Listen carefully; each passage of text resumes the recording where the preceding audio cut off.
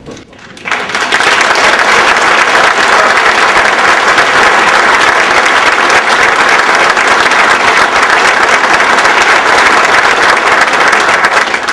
you very much.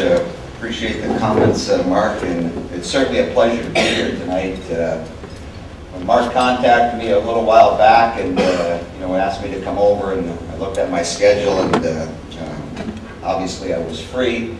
There was no hesitation. Obviously, some of the stories that you've heard of, whether it's from the huddles up in Ashland or what they're doing over in Altoona, that's why I'm here. Just not only support Mark and what he's trying to do around this part of the state, but FCA all around the country. They're having an impact on our young kids. They're doing things that if you want your community to become stronger, if you want your city to be a little bit better, these are the people that we have to touch. We have to get into our high schools. We have to get into these young kids and really become role models. And I don't think there's a better way to do it than through FCA. Athletics has a great platform. Obviously, whether you're a male or a female, in today's societies, a lot of our young people are involved in sports. What a great opportunity to get in front of these young kids at a real crucial time in their lives and have an impact on them. And just to hear some of the stories that we heard tonight, makes my hair stand up. So for me to come over, no problem. I got time for God. I may be busy, but when He calls, I got time. And that's why I'm here. And hopefully tonight, the next little while here, I can share some of the things that have happened to me personally and professionally that may have an impact on your lives, because certainly God's had an impact on my life and has really shaped myself and my family, and I guess a real positive way, because obviously the platform that I'm on gives me an opportunity to talk to different groups and organizations. And what I'd like to present to you tonight is just that I'm just an ordinary guy. I just happen to be in the hockey business. I've been into a long time. I've been fortunate to be in situations and have opportunities and win championships. But in the bigger picture, and the most important aspect of our lives, and I think it was mentioned earlier, yeah, you can be successful. I can make a lot of money. I can win some championships. I can have some medals. But what's my life going to mean when I leave? As it was mentioned earlier, there's significance in my life, and there's a big difference between having a successful life and having a life of significance. And that's the path I like to go down, because when I leave, I'm going to leave my medals behind, I'm going to leave my money behind, and that's not going to have any meaning to it. But what did my life mean to other people? Did I leave something behind that people will remember me by? And obviously showing up here tonight and an opportunity to share my story, I hope has an impact on your life. Because God has certainly had an impact on my life, and He's certainly been a big part of it, and certainly helped me in being a better husband, and certainly being a better father, and certainly being a better son. When I die, a lot of people think that on my tombstone, the number one thing is going to be on my tombstone, leading scorer 1980 Olympic team. That's going to be up there, because when people find out who I am, they see highlights, they get excited. Obviously, it was a great moment, certainly a big part of my life, but it's not who I am. It was part of my life, but a lot of things have happened since late class until I stand in front of you today. And so I'd rather have my tombstone read, was a great husband, was a good father, was a good son, did well within his community, helped other people. And at the bottom, oh yeah, by the way, he was the leading scorer in the 1980 Olympic team.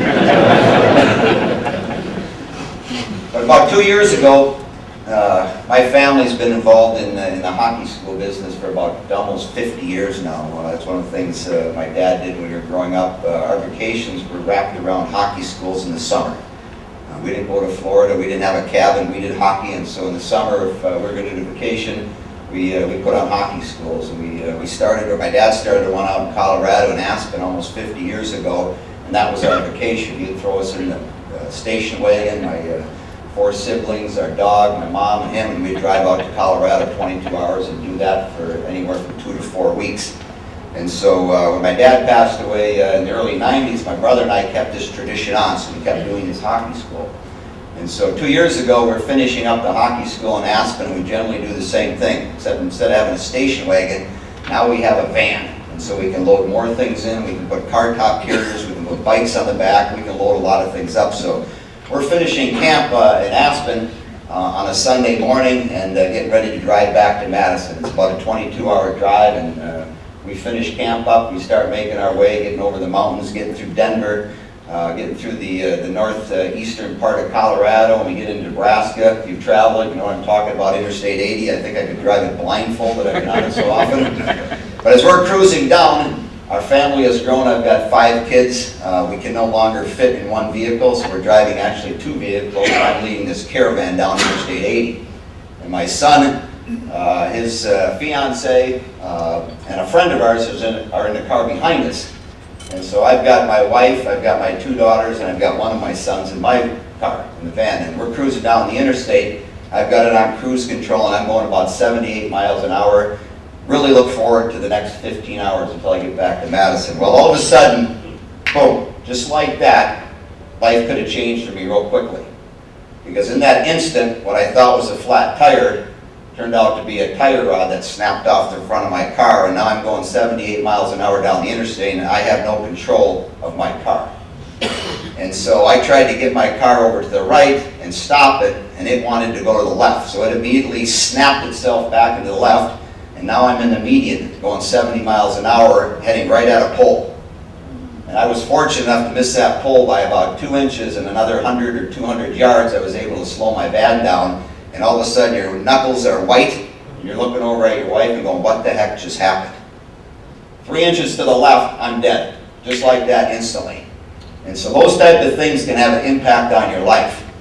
And I was fortunate enough that day to dodge the bullet, but it could have changed that quickly. And so as I share my story, when is your time? No idea. No idea.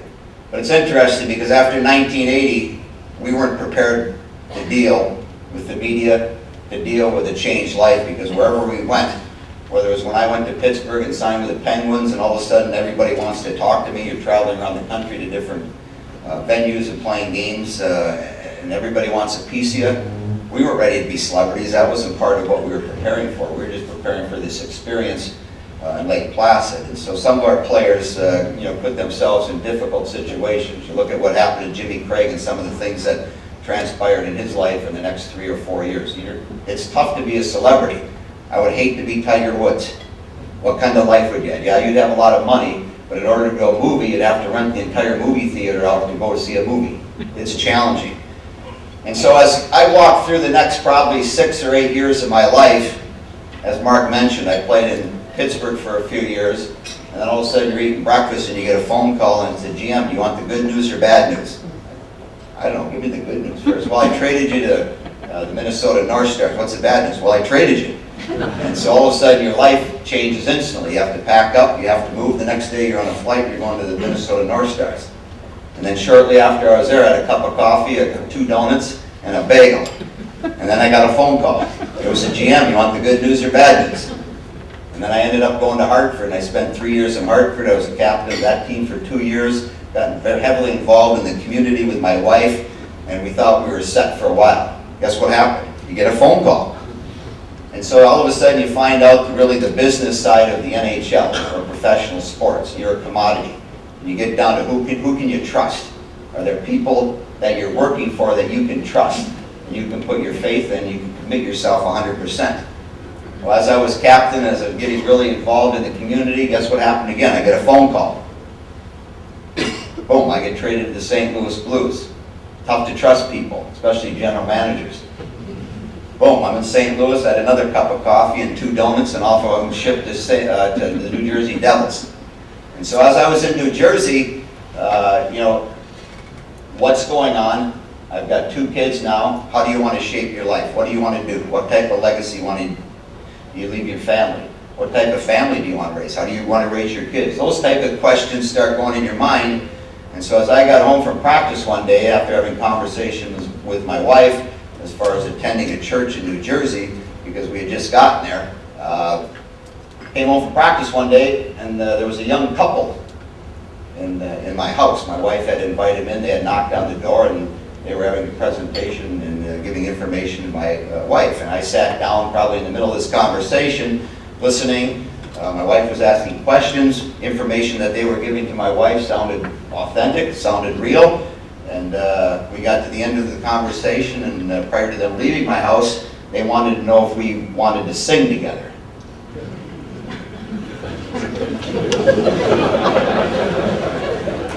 There's a few things I get uncomfortable at. That's one of them. I can sing in the shower in the morning as I'm getting ready, but no one's listening. But when people are listening, I don't do that very